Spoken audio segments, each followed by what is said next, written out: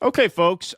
This is, I think, a pretty important story. And to tell this, we have to go back in time a little bit to the late spring, early summer, when the big, beautiful bill was being negotiated, and Donald Trump was trying to jam into it a ban on state regulation of AI for the next 10 years. So this was a video More Perfect Union put out in May explaining what they were trying to do at the time. Here's a scheme Republicans are cooking up to let AI steal your job, jack up your rent, and deny you health care. Tucked away in Trump's big, beautiful bill is a big, beautiful handout for tech companies. It's a ban on states enforcing any law or regulation on artificial intelligence models, artificial intelligence systems, or automated decision systems for 10 years. This is obviously worrying because AI technology is rapidly evolving by the day. Never mind by the decade. But this also has real consequences right now. Unraveling AI regulations that have already been passed. Like this law in California that restricts health insurance companies from using AI to deny healthcare. Something Cigna, United, and Humana are all being sued for. The GOP plan would make the law unenforceable. These bills in Virginia and New Jersey, which ban landlords from using AI to inflate rent prices, null and void. This Colorado legislation preventing companies from using algorithms to discriminate against employees and consumers for the color of their skin or disability status, thrown out. Republicans say banning state regulations would allow the federal government to create a more consistent set of rules. Ted Cruz said at a Senate committee meeting that he wanted to create a regulatory sandbox for AI to prevent overregulation. It's a weird argument from the party of states' rights, but also clearly strategic. Most states have already passed or proposed some AI regulations. Only around 7 have not. Meanwhile, Congress has been unable to come to any consensus on almost any AI regulation. And when you're a tech robber baron, that's great news. Some experts are skeptical the proposal will succeed, but it's a window into how the GOP plans to thank big tech companies for bending the knee. Sam Altman donated $1 million to Trump's inauguration fund. So did Microsoft, Amazon, Adobe, and Google. RealPage, for their part, just hired lobbyists to push Congress on housing and algorithm issues. And NVIDIA CEO Jensen Huang attended a dinner at Mar-a-Lago earlier this year. It cost $1 million per person, which, if you think about it, it's a pretty good deal for a 10-year ban on regulations.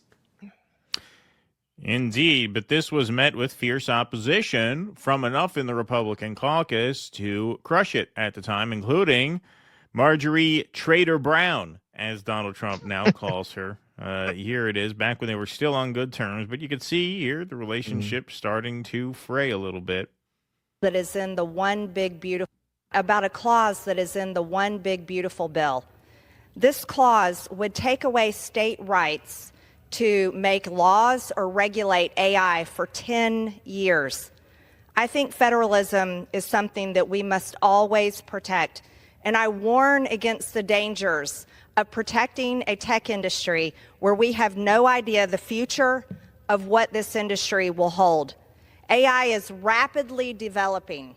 AI has developed quickly over the past few years. Imagine what it will be 1 year from now, 5 years from now, and 10 years from now.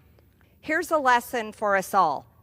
No matter what political party holds office and is in charge, we should all watch carefully the bills that we pass, and we should be mindful about protecting not only state rights, but the rights of the American people. Thomas Massey also raised objections over this provision. Beautiful bill is a provision for artificial intelligence corporations that says no 10 years. For 10 years, no state or locality can regulate them. And then it talks about zoning and routing, which if you know, some of your listeners may have seen this, like locally, some big corporation wants to put a data center in your backyard. Well, that's what Congress is trying to do. They're trying to say that these corporations can override local zoning laws, that the local zoning board should take a back seat and let this big information center show up in your backyard that uses all kinds of water and all kinds of power and puts out all kinds of RF and has, oh yeah, your fucking cousin's going to be walking down the street just fucking, just fucking screaming out Amazon orders, It's going to be. Well, that's Theo Vaughn. Long story short, they were able to muster enough support within the caucus to eventually shut this down to the point where the Senate pulls the AI regulatory ban from the GOP bill after complaints from states. Just about everyone ended up bending the knee. The final vote was 99-1. I forget who the one yay vote was in favor of the regulatory ban. But this was a provision that was too dystopian for enough in the GOP that it was finally pulled. So it was a happy ending. Until now.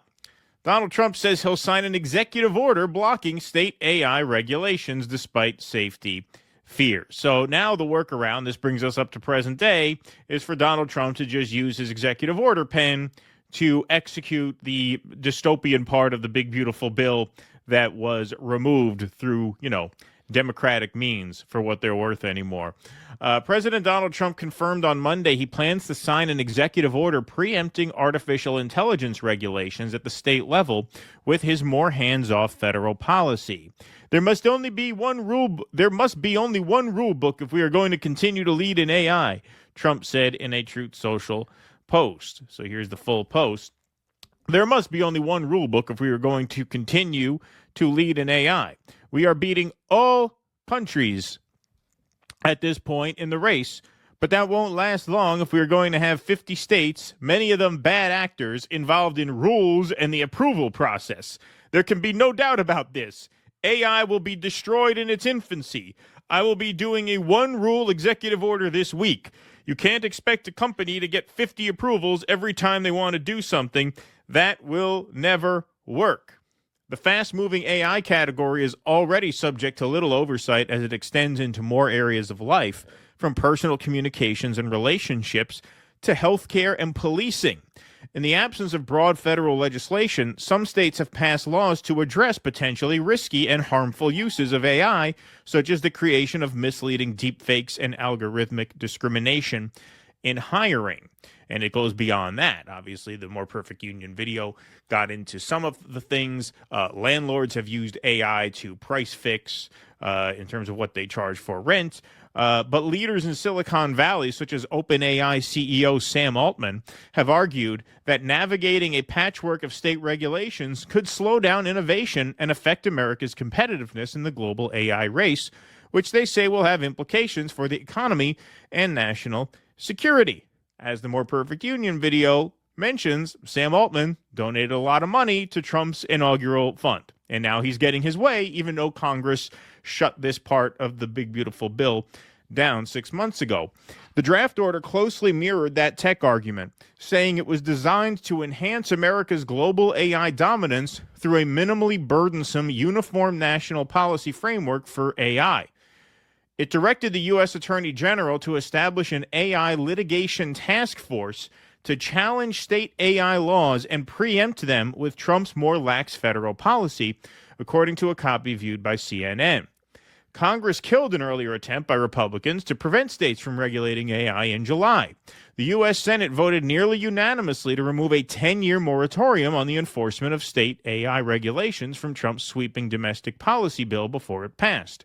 Weeks later, the Trump administration released a Silicon Valley-friendly AI action plan, a package of initiatives and policy recommendations that largely centered on scaling back AI regulation to promote U.S. competitiveness. The idea of blocking states from regulating AI has received broad pushback in recent months, amid a string of reports highlighting risks of the technology causing delusions or contributing to self-harm among users or exposing children to sexualized adult material. So Ron DeSantis is pushing back on this a little bit. Stripping states of jurisdiction to regulate AI is a subsidy to big tech and will prevent states from protecting against online censorship of political speech, predatory applications that target children, violations of intellectual property rights, and data center intrusions on power and water resources. The rise of AI is the most significant economic and cultural shift occurring at the moment, denying the people the ability to channel these technologies in a productive way via self-government constitutes federal government overreach and lets technology companies run wild. Not acceptable. Well, no lies detected there. And no surprise that senators and governors are going to want to have some power to represent their people in their states, as opposed to being at the mercy of a presidential administration that has been completely captured by big tech.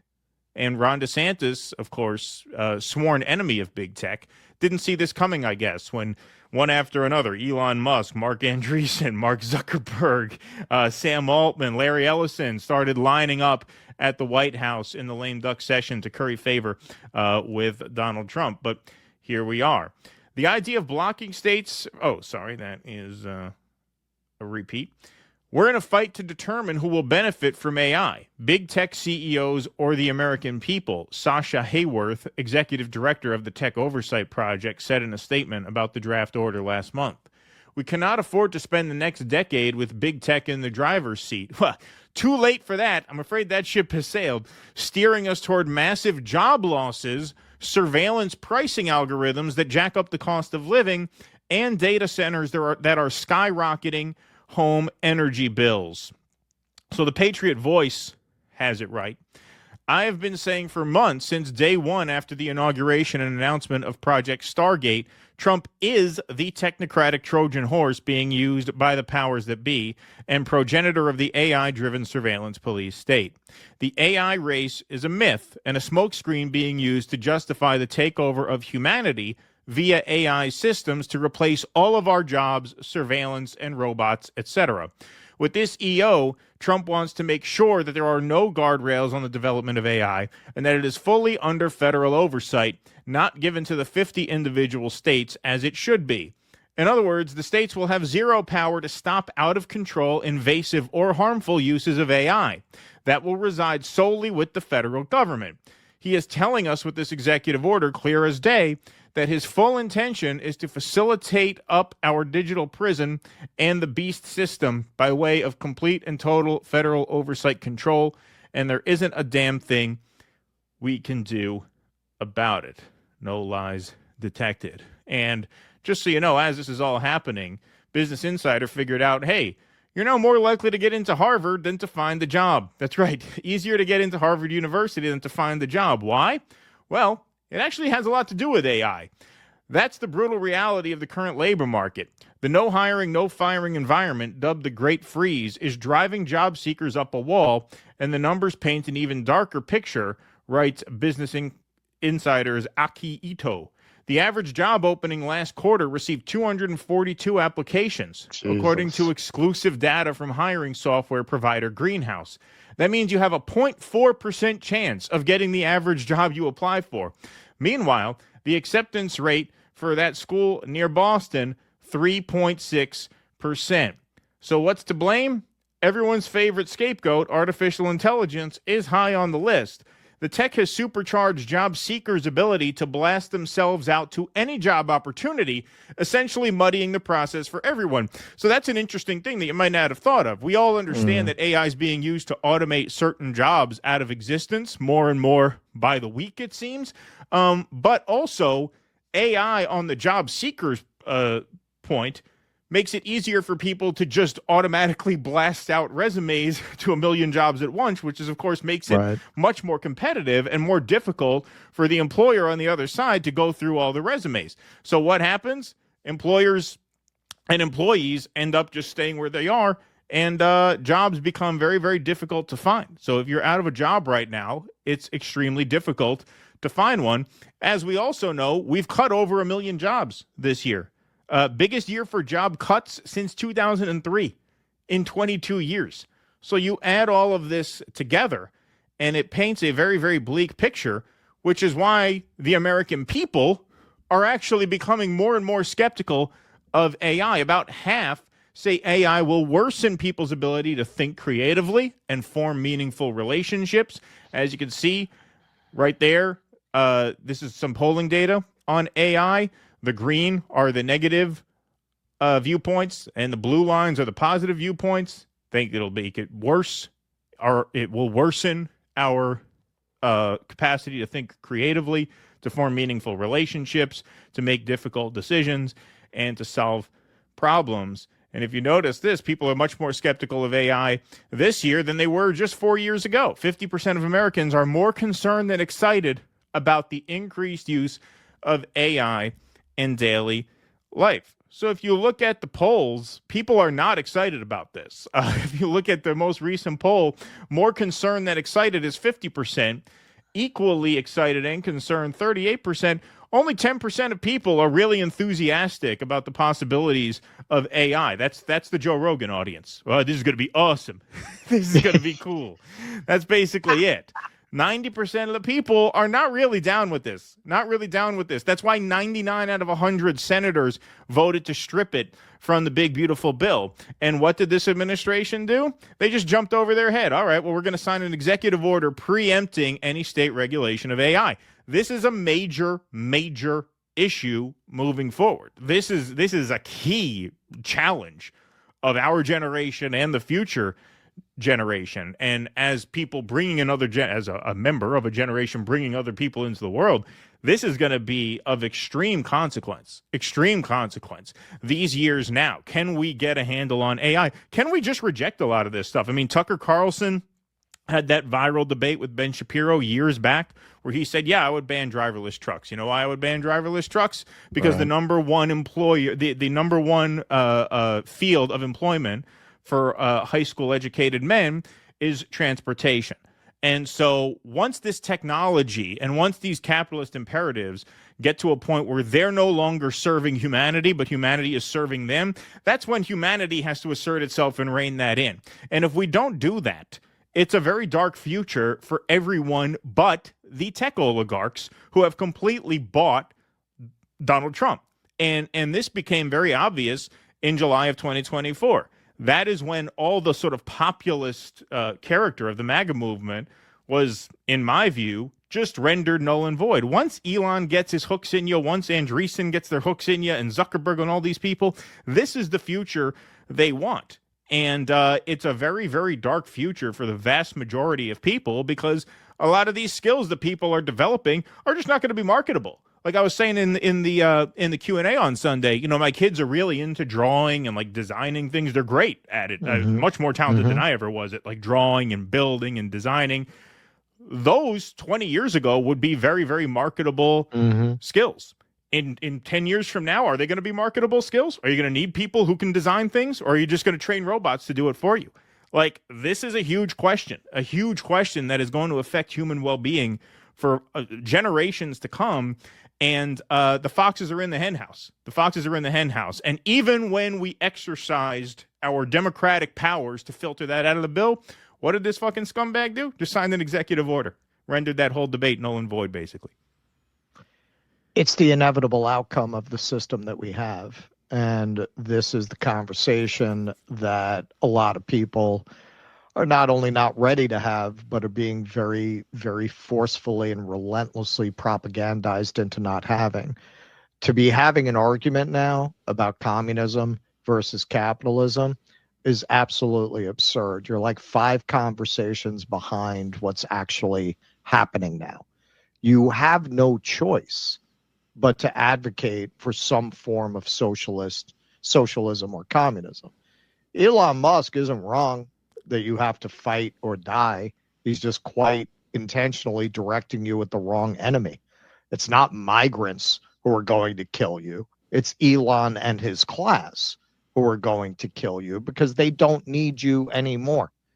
If you needed a healthy working population, why would you take away their health care? Why would you do everything possible to make people sick and to shorten their lifespans? Because you don't need them. Look, it's even now, as demoralized and as broken as the population is, you'd have a hard time just sending out the National Guard to just start mowing everybody down, right? So you want to get rid of people without having to get that messy about it. What do? You give them bad food, and you give them unnecessary medical treatments. Yeah, that's a real thing. The population is grossly over medicated in ways that I think are contributing overall to a decline in life expectancy rather than an increase in it. You make them depressed. You give them no hope, so that you get a lot of deaths of despair. They're trying to fucking kill you. So when you start defending these oligarchs, when you start defending this system, you're cheering for your own demise. If you're a working person, you're calling for the demise of you, your class, your loved ones. It's a war. Warren Buffett said it. He said, yeah, it's a war and my side is winning it. Take it from the horse's mouth. He would know, right? You are in a class war. That is why they spend so much time propagandizing you into being mad at Somalis or layabouts or anything else they can get you angry at, because they know how dangerous it would be if working people really woke up and went after their real enemies. Even if you believe in the system as it existed before this technology, that world's never coming back because it doesn't make sense in light of this technology. For the people who have control of this technology right now, the Zuckerbergs, the Musks, the Ellisons, what makes sense is to set up a world where you have a few peasants around who do the things that either they don't want automation to do or that automation can't do as effectively, and you wait on them. It's very hard for people to think outside of their historical moment. But you have to remember, this idea of a relatively egalitarian society where working people are entitled to a certain minimum standard of living, that's a very new idea. For most of human history, most of the population were poor, illiterate, servant, peasant, struggling people. That's what they want you to go back to. They want you to go back to that, and they don't need as many of you for that kind of a world. That's the fight you're actually in. It's not a fight with Somalis. These criminals want you dead. If you do not treat this as a fight for your life, you and most of the people that you know and that you love are going to wind up dying at the hand of these people one way or another, directly or indirectly. Well, the industrial economy was such that it created some upward mobility for workers, even though they were not really participating in the capitalist system as actual capitalist actors, right? Because the robber barons of old were industrial. So the people who, needed the railroads built had to pay people to build the railroads. And yes, there was exploitation and there was unfair practice and all of that existed. But at the end of the day, they needed to get shit built. They needed bodies to actually do the work for them. So that created this brief moment of upward mobility for the masses. But now the whole dynamic has changed where this is no longer an industrial economic system or at least an industrial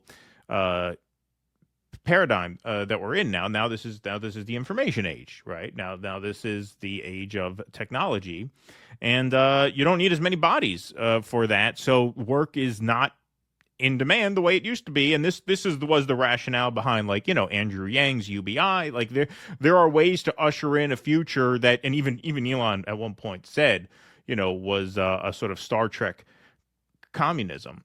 But the alternative to that is techno-feudalism. There's just no way around that. There's no way around that. And this is where I think you look at a situation like this and you have to see a dynamic like this as an inevitable outgrowth of capitalism, because there's no self-correcting mechanism within it that would prevent people from Sam Altman from accruing enough wealth to essentially buy the government. Right. So that in that sense, crony capitalism is the inevitable outgrowth of capitalism. Right. And the only check on that is popular will. And in this case, popular will was exerted and it was taken out of the bill. But guess what? These oligarchs had enough money to the point where they were able to apply enough pressure anyway, such that the executive imposed his will.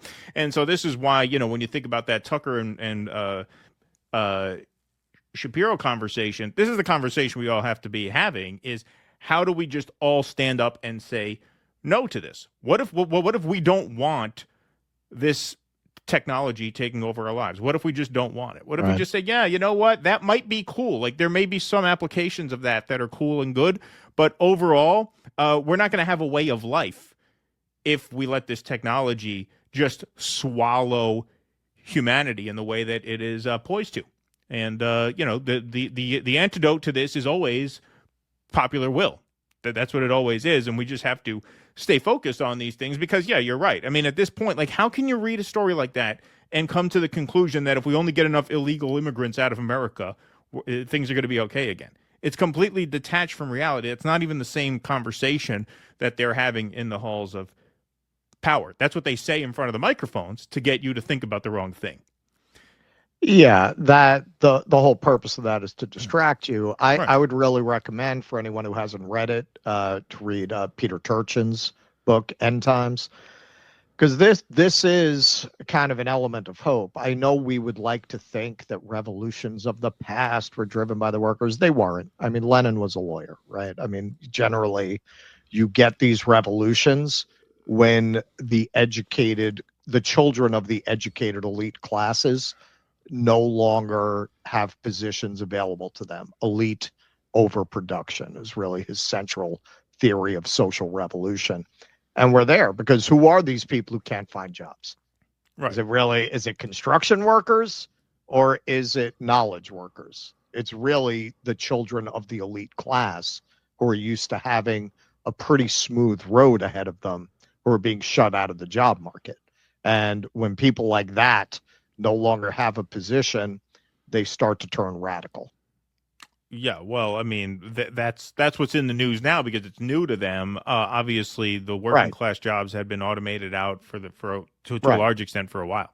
Yeah, absolutely, and that trend will continue as well, as these people say every time they get a chance to. Well, you're gonna train the robots to pick the apples. Yeah, that's what your job is going to be. Not to go pick the apples, to train the robots how to pick the apples. Yeah, there's not going to be any job loss there. No, for sure. Yeah, I've wanted to get to this story. There was just a story that they had these robots. They did like a 1-year-long pilot program working in an auto factory, and they did fine. Now from what they learned, they're developing the permanent robots. They're going to go work in the car factory. Please clap.